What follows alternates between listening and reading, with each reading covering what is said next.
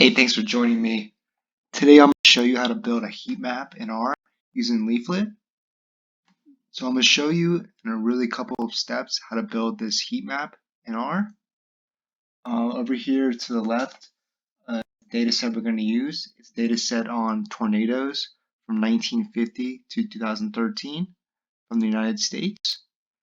It has a couple different variables of interest like the magnitude, the loss of damage, what year. So when you're building this heat map in R, there are a couple of different objects you have to use. First is my data set. I'm calling Leaflet to build the map. Then I'm adding tiles, which builds the tile. And then the function is add heat map. And then you got to fill in the longitude, latitude. And there's a couple other arguments like blur, max, and radius. You also have the intensity, which is the intensity of the map. Blur is how blurry do you want the map to be. We also got the radius of the map.